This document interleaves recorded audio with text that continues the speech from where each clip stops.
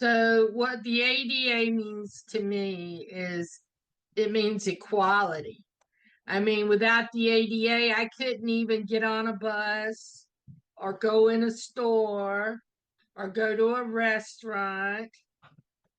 I mean, it's equality for people with disabilities. It's an opportunity for us to be a part of the community. And let me just say this.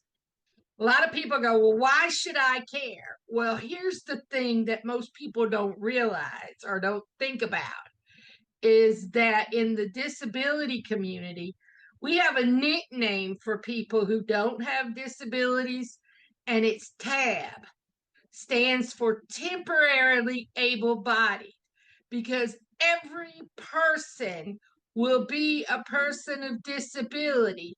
They might be 95 before that happens, but they're going to be a person of disability. They're going to either age into it or get sick into it or be injured into it.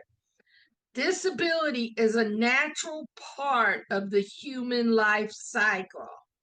So, yeah, you need to care because it's going to be you one day, right?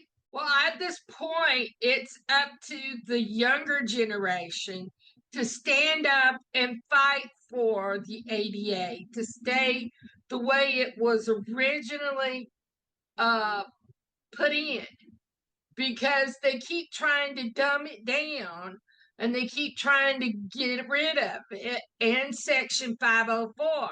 And Section 504 is just as important as the ADA, because under Section 504, if they get federal funds, then they have to be accessible, right? And they're right now trying to kill 504, which is just wrong.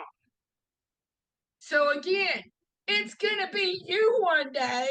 And you're not going to be able to get in your favorite restaurant and into Walmart's or any other place without the ADA. So, and you can't get into federal buildings. I'm thinking about my one of my best friends, Bernard Baker. He's a disability civil rights pioneer. He was one of the people that crawled up the steps of the White House to get the ADA passed in support of the ADA. So I mean, and he chained himself to Greyhound bumpers to get the right to get on the bus, right? So I mean, but it's this younger generation that needs to stand up and fight for it. I mean, I'm too old to be getting arrested and dumped out of my wheelchair. I'm 62 years old. Those days are gone, right? No more getting dumped out of my wheelchair. No more getting handcuffed to the White House fence and stuff like that. And it's time for the younger generation to decide, do they want to get stuck and be like we were, sick and tired of being stuck? Or, I mean, are they going to actually let it get to that place before they'll stand up and fight for their rights? I mean, come on, speak up. You have a voice and you have a choice. I don't care what anybody tells you.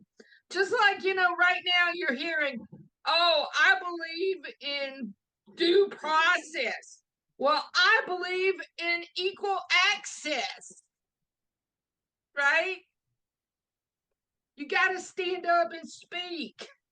You don't get the luxury of just taking advantage of what's available. Yeah, well, back years ago, people were so tired of being stuck. They couldn't get out of their houses. And a lot of them weren't even allowed to be in all the parts of their houses. A lot of them were made to stay in the back room, right? Wow. Because their families were ashamed of them. I have a friend that told me that every time company came over, her parents made her stay in the back room. And she wasn't allowed to come out until the company left. So, I mean, come on.